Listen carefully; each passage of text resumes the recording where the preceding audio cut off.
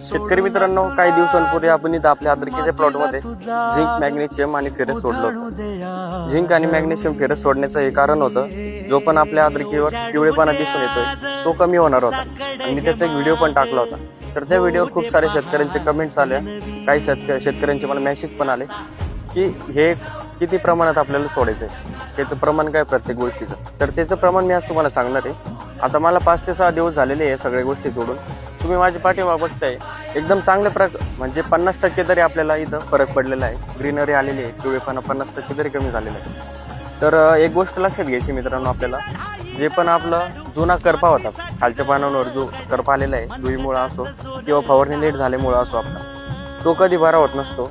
आपल्याला नवीन फुटवे निघत आहे त्याच्यावरच काम करायचं आहे. जे पण आपले नवीन वरती फुटवे निघणार आहे ते एकदम फ्रेश निघले पाहिजे, आणि तरच आपल्या रिझल्ट दिसत आहे. याच्यावरून आपल्याला लक्षात घ्यायचं आहे. आपण काही शेतकरी म्हणतील आपण हे सगळ्या गोष्टी मी सोडल्या, पण माझा करपा बरा नाही झाला, पिवळेपणा दूर नाही झाला. जो पण असं एवढं करपलेलं पाणी ते कसं काय बरं होणार आहे?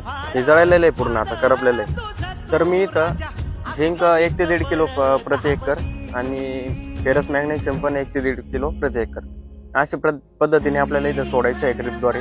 आणि सोडताना एकदम कमी पाण्यात सोडायचं आहे. तुमच्याकडे जर पाऊस चालू असेल तर काही दिवस थांबून सोडा. पावसामुळे आधीच जास्त भिजलेले असतात बेड, आणि काही भागात पाऊस जर नसेल तर 200 लिटर ते 100 लिटर पाण्यामधून तुम्ही सोडू शकता हे सगळे गोष्टी.